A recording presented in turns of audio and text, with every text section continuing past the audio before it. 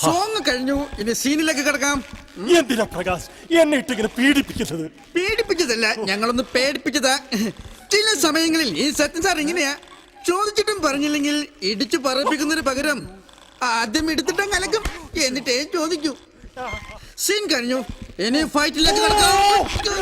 അയ്യോ എന്റെ കൈയൊടിക്കല്ലേ, ചോദിക്കാത്ത തന്നെ ഞാൻ എല്ലാം പറയാമേ. ഓ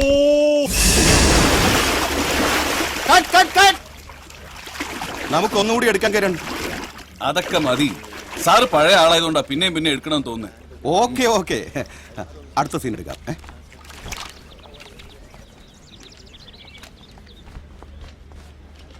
സർ ഓട്ടോഗ്രാഫ് പ്ലീസ്. നല്ല ഫീച്ചേഴ്സ് ആണല്ലോ, സിനിമയിലൊന്ന് ട്രൈ ചെയ്തൂടെ? എന്റെ പേഴ്സണൽ നമ്പർ കുറിച്ചിട്ടുണ്ട്, താല്പര്യമുണ്ടെങ്കിൽ വിളിക്കാം. Thank you sir. അഭിനയിക്കാൻ താല്പര്യമില്ലെങ്കിലും വിളിക്കുന്നോണ്ട് വിരോധമില്ല കേട്ടോ.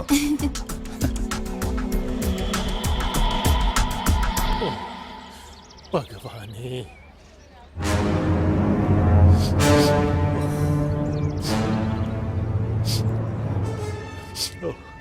ഇഞ്ചിഞ്ചായി എന്നെ ആ സത്യനാഥൻ തല്ലി ചതച്ചപ്പോ ഞാൻ അറിയാതെ എല്ലാം പറഞ്ഞു പോയി. എല്ലാം പറഞ്ഞു?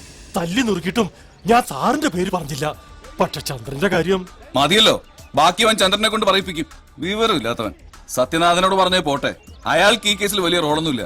CBIയുടെ അടുത്ത് താൻ വായോർക്കാരുന്നാ മതി. ഇതുവരെ എല്ലാ പ്ലാനിങ് കൃത്യമായിരുന്നു. ഇന്നലെ CBIക്കാരെ വഴിയിൽ തടഞ്ഞു നിർത്തി ആക്രമിച്ചത് ആ സഞ്ജനയുടെ ആളുകളാണെന്ന് അവർ വിശ്വസിച്ചിരിക്കുന്നത്. Sir shot ready. ഓ അനിയൻ ചെല്ല്, നാളെ പടം റിലീസൊന്നും അല്ലല്ലോ.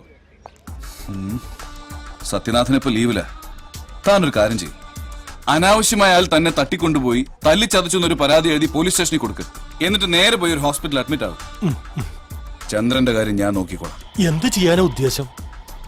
സുഗമമായ സഞ്ചാരത്തിനിടയിൽ കാലിൽ തറയ്ക്കാൻ സാധ്യതയുള്ള ചില മുള്ളുകളെ പിഴുതു കളയേണ്ടി വരും, സിനിമയിലായാലും ജീവിതത്തിലായാലും.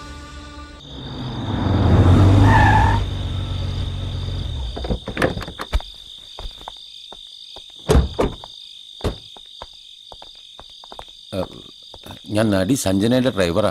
മാഡത്തിനോടൊന്ന് സംസാരിക്കാൻ. വരൂ,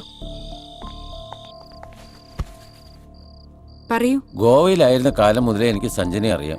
കേരളത്തിൽ നിന്ന് ചരക്കുകൾ എടുത്ത് ഗോവയിലേക്കും അവിടെ നിന്ന് ഇങ്ങോട്ടും ലോറി ഓടിച്ചിരുന്ന എന്നെ ഇവിടെ പിടിച്ചു നിർത്തിയത് സഞ്ജനയുടെ നല്ല മനസ്സാ.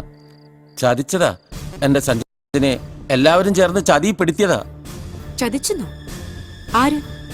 അവൻ മലയാള സിനിമയിലെ യുവതാരം കിരൺ. അവൻ പറഞ്ഞിട്ടാ ജനാർദ്ദൻ എന്റെ സഞ്ജനയെ കുറിച്ച് ഇല്ലാവചനങ്ങൾ എഴുതിയത്, അവളുടെ ഫോട്ടോ ഇന്റർനെറ്റിലാക്കിയതും. സത്യനാഥൻ സാറ് സഞ്ജനയെ അറസ്റ്റ് ചെയ്യുന്നില്ല എന്നും പറഞ്ഞു ബഹളം വെക്കാൻ സ്വന്തം ഫാൻസുകാരെ അയച്ചതും കിരണ. കിരണിന് സഞ്ജനയോട് ഇത്ര വൈരാഗ്യം തോന്നാൻ എന്താ കാരണം? സൗന്ദര്യമുള്ള ഏത് പെണ്ണിനെയും നോട്ടിടുന്ന ആളാ കിരൺ. ആ ഉദ്ദേശത്തോടെ സഞ്ജനയെ ഒരു സിനിമയിലേക്ക് അയാൾ കാസ്റ്റ് ചെയ്തു. പക്ഷെ സഞ്ജന അയാൾക്ക് വഴങ്ങിയില്ല. പിന്നെ പകയായി, ഭീഷണിയായി, പ്രതികാരമായി. അന്ന് തുടങ്ങിയതാ അയാള് ജനാർദ്ദനെ കൊണ്ട് വാരികയിൽ വൃത്തികേടുകൾ എഴുതിക്കാൻ. കിരൺ പറഞ്ഞെന്ന് വെച്ച് ജനാർദ്ദനൻ അങ്ങനെ എഴുതണമെന്നുണ്ടോ? അയാളൊരു ജേർണലിസ്റ്റ് അല്ലേ? ജേർണലിസ്റ്റ്? കിരണിനെ ഭാര്യന്റെ മുറിയിലാക്കിയിട്ട് വരാന്തെ കിടന്നുറങ്ങാൻ മടിയില്ലാത്തവനാ. അതിനവരേതോ ആയുർവേദിക് ഹോസ്പിറ്റൽ നടത്തുമല്ലേ? ഹോസ്പിറ്റല്, ഒരു ഒഴിച്ചിൽ കേന്ദ്രം. അതിന്റെ മറവിൽ നടക്കുന്നൊക്കെ ഈ നാട്ടിൽ പാട്ടാ.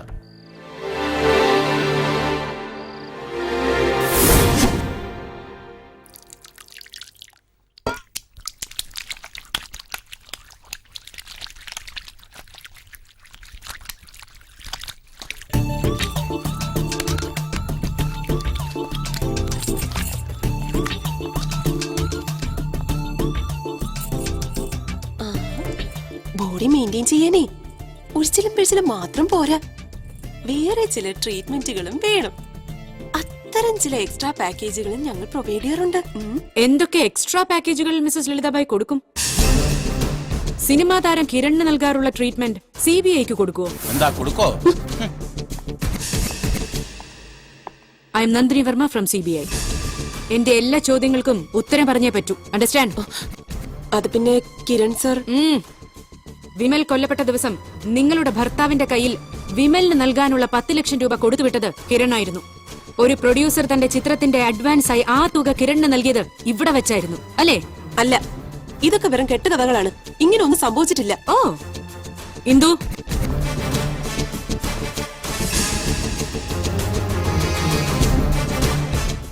പ്രൊഡ്യൂസർ ജോസഫ് ഇടിക്കുള, ഇയാളായിരുന്നു അന്ന് ഇവിടെ വെച്ച് ആ പണം തന്നത്.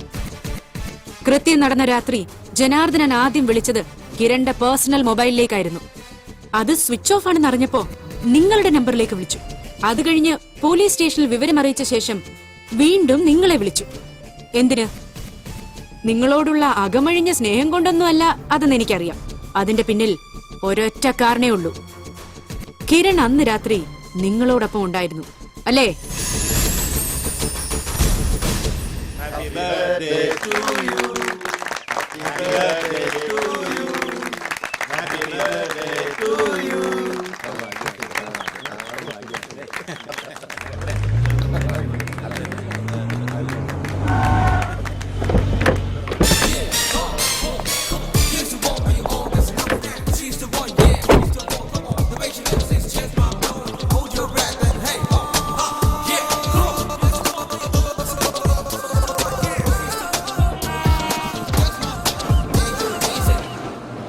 കൂടുതൽ പരിചയപ്പെടുത്തേണ്ട ആവശ്യമില്ലെന്ന് ഈ ഭാവം കണ്ടപ്പോഴേ മനസ്സിലായി. So please come with us. എങ്ങോട്ട്? ലോകം മുഴുവൻ ആരാധകരുള്ള ഒരു സ്റ്റാർ ആണ് ഞാൻ. എന്തെങ്കിലും ചോദിക്കാനോ പറയാനോ ഉണ്ടെങ്കിൽ ഇവിടെ വെച്ചാവാം, അല്ലെങ്കിൽ എന്റെ വീട്ടിൽ വെച്ച്. സമ്മതിച്ചു, ഒരുപാട് ആരാധകരുണ്ട് തനിക്ക്. പക്ഷേ ഇപ്പൊ എന്റെ കൂടെ വന്നില്ലെങ്കിൽ ഈ കൂടി നിൽക്കുന്ന തന്റെ സഹപ്രവർത്തകരെല്ലാവരും എന്റെ ആരാധകരായി മാറും. കാണണോ? ഞാൻ വരാം. സത്യം തുറന്നു പറയുന്നതാ രണ്ടുപേർക്കും നല്ലത്. സഞ്ജനയുടെ സിനിമാ ജീവിതം അവസാനിപ്പിക്കാൻ നിങ്ങൾ മെനഞ്ഞെടുത്ത ക്രിക്കറ്റ് പ്ലേയുടെ ക്ലൈമാക്സ് ആയിരുന്നില്ലേ ഈ മർഡർ? ഞാൻ എന്തിനാ അതൊക്കെ ചെയ്യണം? ചില്ലറ വീക്ക്നെസ്സുകളൊക്കെ എനിക്കുണ്ട്, സമ്മതിച്ചു. അതല്ലാതെ ആ വീക്ക്നെസ് നിങ്ങൾ സഞ്ജനയോട് എടുത്തു. അവൾ വഴങ്ങാതിരുന്നപ്പോ വാശിയായി. എങ്ങനെ മുട്ടുകുത്തിക്കണമെന്ന വാശി. ഇയാളുടെ വാരികയിൽ സഞ്ജനയെക്കുറിച്ച് നിരന്തരം ഗോസിപ്പുകൾ എഴുതിപ്പിച്ചു നിങ്ങൾ. എന്റെ മാഡം, ഇതൊക്കെ തെറ്റിദ്ധാരണകളാ. ഒരു ഫിലിം സ്റ്റാർ എന്ന നിലയിൽ ഒരുപാട് പെണ്ണുങ്ങൾ മോഹിക്കുന്നുണ്ട് എന്നെ. അതുപോലെ സഞ്ജനയെ മോഹിച്ചു കാണും, മറ്റു പെണ്ണുങ്ങൾ മോഹിച്ചിട്ടുണ്ടാവാം. ഈ ചോദ്യം ചെയ്യൽ നാടകം കഴിഞ്ഞ് ഞാനങ്ങ് പോയി കഴിയുമ്പോ മാഡത്തിന് തോന്നാവുന്നതേ ഉള്ളൂ ആ മോഹം. നിന്റെ ആ വൃത്തിയിട്ട മോഹം നടക്കില്ലെന്ന് ബോധ്യമായ സമയത്താണ് ഫോട്ടോയുമായി വിമൽ എത്തിയത്. 10 ലക്ഷം രൂപ അയാൾക്ക് നൽകി ഫോട്ടോസ് സ്വന്തമാക്കാൻ നീ തീരുമാനിച്ചു. പക്ഷേ ആ 10 ലക്ഷം രൂപ കയ്യിൽ വെച്ച് വിമലിനെ വകവരുത്താനായിരുന്നു ജനാർദ്ദനന്റെ പദ്ധതി. ഇല്ല, ഞാൻ ആരും കൊന്നിട്ടില്ല. കൃത്യം നടന്ന രാത്രി പോലീസ് സ്റ്റേഷനിൽ വിളിക്കുന്നതിന് മുമ്പ് താൻ ഇയാളെയാണ് ഫോൺ ചെയ്തത്, കിരണിനെ. ഞാൻ എന്റെ വൈഫിനെയാ വിളിച്ചത്. ഓ, മിസ്സസ് ലളിതാബായ്,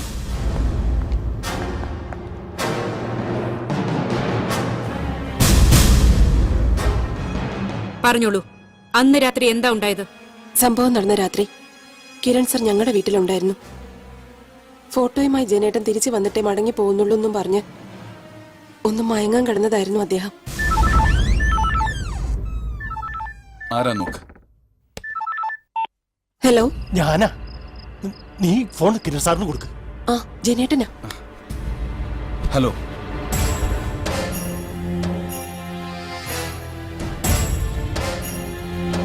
മതിയടോ, അത് മതി. ആ ഫോട്ടോസ് കിട്ടിയില്ലെങ്കിൽ എന്താ? താൻ ഇപ്പൊ തന്നെ വിവരം പോലീസിൽ അറിയിക്കണം, എന്നിട്ടാണ് തിരിച്ചു വിളിക്കണം. സഞ്ജന ആ ചെറുക്കനെ കൊന്ന് ഫോട്ടോയുമായി കടന്നു കളഞ്ഞെന്ന് പോലീസിൽ അറിയിച്ചു കഴിഞ്ഞാൽ പിന്നെ അവര് നോക്കിക്കോളും ബാക്കി കാര്യങ്ങൾ. അന്വേഷണം സഞ്ജനയിലെത്താൻ വേണ്ട മരുന്ന് നമ്മൾ ഇടക്കിട്ടോണ്ടിരുന്നാ മതി. ഓക്കേ, താൻ പെട്ടെന്ന് വാ, എന്നിട്ട് ലളിതാബായം കെട്ടിപ്പിടിച്ച് കിടന്ന് ഉറങ്ങാൻ നോക്ക്. ഇനി പോണോ? പോണം. പിന്നെ ആ 10 ലക്ഷം ചെലവാകാത്ത സ്ഥിതിക്ക് അത് ബായി തന്നെ വെച്ചു. കുറെ കടങ്ങളുണ്ടെന്ന് ജനാർദ്ദനൻ പറഞ്ഞിരുന്നേ. ആ പണം കൊണ്ടാ ഞങ്ങള് പണയത്തിലായിരുന്നു ഫ്രെയിം ന്യൂസിന്റെ ആധാരം തിരികെ എടുത്തത്. എന്താ ഇനി നിഷേധിക്കുന്നോ രണ്ടുപേരും? ഞാനൊന്നും നിഷേധിക്കുന്നില്ല. എന്നാലും കൊന്നത് ഞാനല്ല. പിന്നെ സംഭവം നടന്ന ദിവസം രാത്രി ഇത്രയും പണവുമായി ഞാൻ ഒറ്റയ്ക്ക് പോകണ്ടെന്ന് പറഞ്ഞ് കിരൺ സാർ ഒരാളെ എന്റെ ഒപ്പം അയച്ചിരുന്നു, എന്റെ സ്റ്റാഫ് ചന്ദ്രനെ. ഞങ്ങൾ ഒരുമിച്ച അന്നവിടെ ചെന്നത്.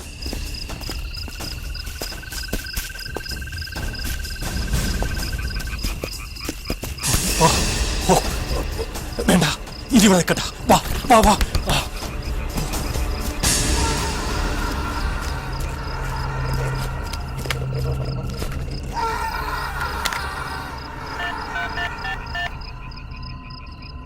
ഞാനാ, നീ ഫോൺ കിരൺ സാറിന് കൊടുക്ക്.